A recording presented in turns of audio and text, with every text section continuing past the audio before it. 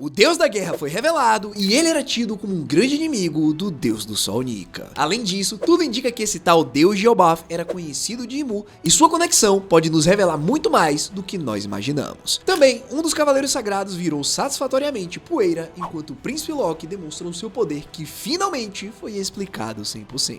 Esse capítulo marca o hype do clímax da luta de Geobath e tudo indica que os Chapéus de Palha terão que enfrentar o próprio mundo. Bom, quer saber de tudo? Fica comigo, se inscreve no canal e deixa o like e bora analisar o capítulo 1175 de One Piece. O capítulo começa de onde o último parou. O Sanji está utilizando a sua técnica Diablo Jumbo para queimar os espinhos do Sommers e libertar a Robin. E olha, isso é muito mais importante do que parece, porque o Jinbe está ali do lado, não é mesmo? Um East Chibukai, 1.1 bilhão de recompensa. Aqui no armamento de corpo inteiro, consegue usar água como arma e ele não conseguiu libertar a Robin. Isso mostra que as habilidades do Sommers são realmente problemáticas. Os espinhos dele conseguem segurar até os piratas gigantes que tentaram salvar as crianças. Mas o Sanji, bem, o Sanji é o oponente perfeito. Primeiro, fogo. Plantas são fracas contra fogo. Básico. Segundo, exoesqueleto Germa. Os espinhos provavelmente nem arranham ele. E terceiro, velocidade. O Sanji é rápido demais para ser pego de surpresa. E também temos um detalhe visual muito legal nessa cena, porque é muito raro você ver um chute do Sanji chegando tão perto de uma mulher. Tirando aquela vez que ele bloqueou um ataque da Big Mom, essa talvez seja a única vez que o Sanji chegou mais perto de usar suas preciosas pernas contra uma donzela. Mas ele tem controle absoluto das suas técnicas, porque ele queimou os espinhos sem nem encostar na Robin. Ah, legal que o Sanji fez isso, mas e o Zoro? Bom pessoal, enquanto isso, o Zoro estava sendo elogiado pelo Luffy por ser alguém de confiança extrema e por deixar o lugar mais seguro só de estar por perto. Mas assim, é impressão minha ou o Luffy está elogiando o Zoro como se ele fosse um pedaço de carne gigante nesse capítulo. Tipo assim, o Luffy teve 3 falas diferentes babando o Zoro aqui. A primeira foi: e aqui a vila vai ficar mais segura com você, né Zoro?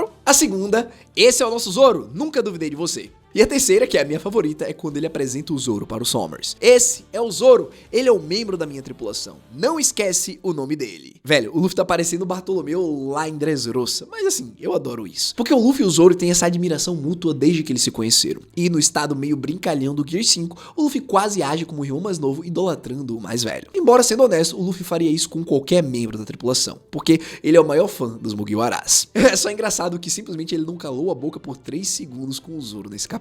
Porém, seguindo, o verdadeiro destaque dessa cena não é nem o Luffy nem o Zoro, são as crianças de Geobath. Porque quando o Sommers percebe que seus planos de fazer os pais caírem do penhasco junto dos filhos não deu certo, ele foi pra cima pra atacar novamente. Naquele instante, o Cavaleiro Sagrado pretendia levar as crianças com ele de volta para a Terra Sagrada e matar os pais no processo. Porém, o que as crianças fazem? Elas formam uma muralha para proteger os seus responsáveis. Elas estão dispostas a morrer por eles. Isso é uma inversão perfeita do que acabou de acontecer nos capítulos anteriores. Os pais estavam dispostos a morrer pelos filhos, e agora os filhos estão dispostos a morrer pelos seus pais. E o Sommers? O Sommers é um cara que sempre vê o lado bom das coisas. Quando ele destruiu o navio e arruinou a missão, ele encontrou alegria em ver os pais e filhos morrendo abraçados. Quando isso foi arruinado, ele encontrou alegria em poder completar a missão e matar todo mundo. E agora, ele está extasiando. Tem um painel do Sommers vazando líquidos pelos olhos, nariz e boca, num tipo de êxtase que eu honestamente espero nunca sentir. Ele é tipo o Hisoka de Hunter x Hunter, só que menos, vocês sabem. O que empolga o Sommers são esses sentimentos retorcidos que ele genuinamente sente como amor. E aqui tá uma ironia bem legal. Pra um cara que não para de falar sobre como os sentimentos são fraqueza, ele é o cara mais emocional de todo Elbaf. Se ele realmente acredita que emoção é fraqueza, o Sommers está se expondo como o cavaleiro sagrado mais fraco de todos os tempos. Diante disso, ele prepara para atacar as crianças, porém o Zoro corta os espinhos antes de atingi-los. E então, o Luffy decide intervir com um dos socos mais satisfatórios que eu já vi em toda a obra. Primeiro, olha o painel do Luffy pulando no ar preparando para o ataque. E essa pose me parece muito familiar. É quase idêntica à silhueta que a gente viu do Joy Boy durante o discurso do Vegapunk em Egghead. E, por causa do sombreamento escuro, o Luffy ganha uma qualidade de silhueta. É como se o Sombras estivesse sendo confrontado pela lenda do Joy Boy, pelo próprio Nika. E isso é muito proposital, porque o Sombras diz nesse capítulo que Nika é apenas uma fábula. E vocês sabem o que fábula significa. Normalmente são histórias para poder assustar as crianças e educá-las. E em um capítulo onde nós tivemos o Kirihan usando o medo das crianças para lutar lutar contra elas, agora nós temos o medo dos cavaleiros sagrados lutando contra eles. É poético ou não é? Bom, indo para o ataque em si, nós podemos analisá-lo como uma evolução do Elephant Gun que o Luffy usou lá contra o Don Chinchao em Dressrosa. Só que Thor denota um golpe vindo do céu com dano elétrico elemental. A primeira vez que vimos o Luffy usar uma técnica com o nome Thor foi no filme não canônico Strong World, no pré-time skip, quando ele enfiou o pé gigante em nuvens de trovão e desceu com um machado na cara do Shiki, o Leão Dourado. Porém, no Gear 5, o Luffy adicionou o aspecto Dawn, amanhecer. Então, diante disso, nós temos o famoso e glorioso Gomu Gomu no Dawn Thor Rifle. Nesse caso, o Summer está sendo atingido por um punho de raio gigantesco, fazendo sua cabeça ser rachada ao meio. Na real, quando o ataque concluiu, ele virou pó. Tipo, se ele não tivesse os poderes regenerativos do abismo, o Luffy teria mandado o cara de F só com esse ataque. E calma, porque se isso não fosse suficiente, o Loki simplesmente pisa no Summers, pelo menos no que restou dele. E olha, se você não estiver prestando atenção, você pode até perder esse momento, porque é um painel muito casual, como se nem importasse. O Loki literalmente esmagou o Summers no chão como se ele fosse um inseto. É um fim muito pouco cerimonioso, e eu acho que é muito apropriado. Alguém que acredita ser Deus derrubado pela própria arrogância na frente de dois deuses de verdade é um uma obra de arte. Agora sim, o Summers morreu? Provavelmente não, porque senão o Imu teria sentido aquela dor igual ele sentiu quando o Harrod morreu. Ele deve voltar sim, mas lembre que o Loki sabe como matar os Cavaleiros Sagrados. Então assim, veremos o que vai acontecer com esse maluco. De qualquer forma, esse momento também levanta uma questão importante sobre regeneração nas narrativas. Personagens com regeneração são sempre apresentados como mais poderosos por causa da regeneração. Porém, para poder mostrar essa sua habilidade, esses personagens precisam constantemente tomar dano fatal. E porque eles ficam tomando esse dano, eles parecem mais fracos que os personagens ao redor que não se regeneram. Porque assim, personagens que não têm esse tipo de habilidade não podem ficar recebendo esse tipo de dano. Então, eles parecem mais fortes. Vocês estão entendendo? É literalmente um problema narrativo interessante. E o Summers tá bem no meio dele. Bom, agora vem a parte que todo mundo estava esperando. O Jaru finalmente explica a Akuma no Mi do Loki como sendo Ryuryu no Mi modelo Nidhogg, o dragão do trovão. E essa revelação vem com algumas informações muito cruciais. Primeiro, o tamanho do dragão é proporcional ao tamanho do usuário. O Oda até desenhou um diagrama de escala mostrando como seria o Nidhogg se fosse comido por um humano, um gigante normal e um gigante ancestral. O humano nessa situação é um pontinho quase invisível. Eu literalmente não vi na primeira leitura que eu fiz desse capítulo. Isso significa que só um gigante ancestral pode extrair o potencial máximo dessa fruta. E o Loki é um dos últimos gigantes ancestrais ainda vivos.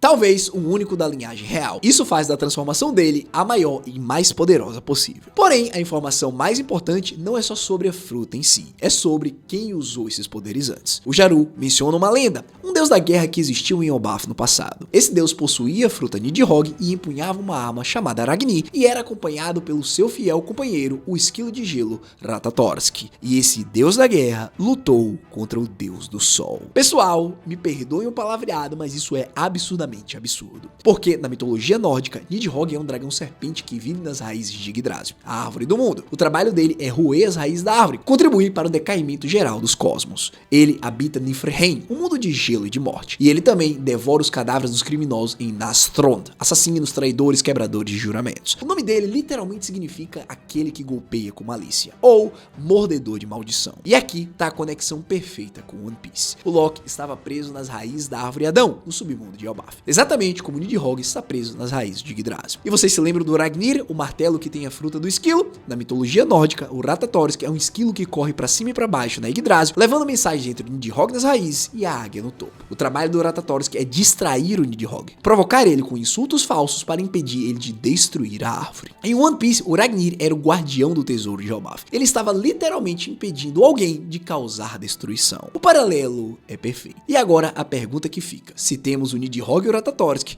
cadê a águia? Na mitologia, a águia vive no topo da Yggdrasil e representa sabedoria e virtude. Nós temos candidatos? Temos sim. Primeiro, o Shanks. Pessoal, o Ruivo, segundo teorias, foi quem prendeu o Loki em primeiro lugar. A espada dele se chama Griffon, um grifo que é parte águia, parte leão. E no anime, quando ele ataca, sempre tem umas águias saindo de trás dele. Também temos o Harudin, o irmão do Loki, ele que quer ser o rei de todos os gigantes. E se ele acabar conseguindo uma fruta ou arma relacionada à águia? Ou talvez, por fim, seja alguém que a gente ainda não conheceu, porque se vocês pararem pra pensar, não nos foi mostrado o reino celestial de Elbaf ainda. Talvez essa pessoa esteja lá. Mas, beleza, agora voltando para o deus da guerra. Essa não é a primeira vez que ouvimos falar dele. Lá atrás, em Little Garden, o Dory mencionou o deus da guerra. Na época pareceu uma fala descartável, uma tradução estranha. Porém agora nós sabemos que o deus da guerra é real e ele lutou contra o deus do sol. Isso significa que o panteão de One Piece vai muito além dos 4 deuses mencionados no texto Halley: Sol, chuva, terra e floresta. O deus da guerra é o 5º deus confirmado e a implicação disso é clara. No primeiro mundo, antes do Joy Boy, antes do século perdido, existia uma guerra entre deuses. O deus do sol, o deus da guerra e provavelmente vários outros. E olha a conexão com o presente. O Luffy tem o poder do deus do sol, o Loki tem o poder do deus da guerra e agora eles estão do mesmo lado. Pelo menos por enquanto. Porque aqui tá a minha preocupação. Porque, como eu já falei diversas vezes, parece que tudo tá indo bem demais durante esse arco. O Sombras foi destruído, os monstros de pesadelo estão sendo eliminados, as crianças foram salvas e a gente sabe que o Imu tem o Dome Reverse,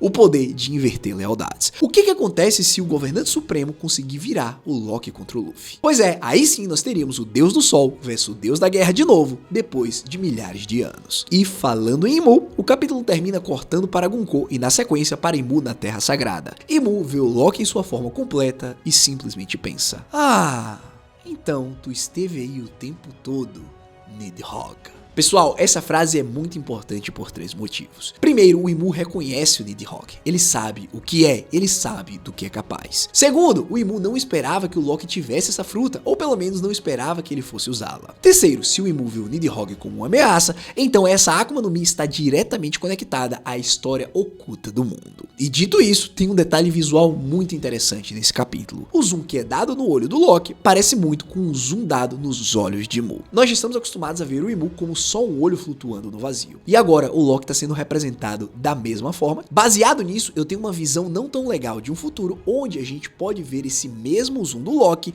mas com o olho do Imu no lugar. Espero que não, mas o potencial tá aí, só avisando. Seguindo, antes de fechar, temos algumas perguntas que esse capítulo deixou. Onde que está Dory e Brog? O Zoro estava lutando contra eles se cortaram, e agora? Estão se regenerando, foram lutar em outro lugar? Será que morreram? Onde que está o Brook? Ele tancou um golpe de Imu, e agora ele foi excluído do painel. E Mary Joyce? Olha o painel que nos foi mostrado do castelo. Ela não está em chamas. Possivelmente vocês se lembram que Imu falou que precisava resolver tudo urgentemente porque a Terra Sagrada estava pegando fogo. Cadê o fogo? Talvez seja só a teoria de dilatação temporal de Elbaf. Talvez muito mais tempo tenha passado no mundo real. Talvez eles já tenham resolvido a situação. Ou talvez também seja só um erro de arte do Oda. De qualquer forma, eu quero respostas e imagino que você também queira. Pessoal, esse capítulo foi genuinamente incrível, mas eu preciso ser honesto sobre uma preocupação. O power creep de One Piece está começando a ficar fora de controle. Zonas míticas empilhadas em cima de zonas míticas. Porque a única coisa que esse capítulo fez foi efetivamente diminuir qualquer ameaça dos Cavaleiros Sagrados. E nesse momento, até mesmo o Imu, que é o Governante Supremo, eu não tô com medo desse cara. Sinceramente, eu não sei se a gente já teve um arco em One Piece que pareceu tão desequilibrado nesse estágio. Normalmente, nesse ponto de narrativa, no clímax final, ainda parece que os vilões vão ser uma montanha difícil de se escalar. Mas assim, o Loki fez os monstros de pesadelo parecerem nada. Ele e o Luffy destruíram os Sombras. E isso me preocupa, porque de novo, as coisas estão indo bem demais. Agora, com o conhecimento de que o Deus da Guerra historicamente entrou em conflito com o Deus do Sol,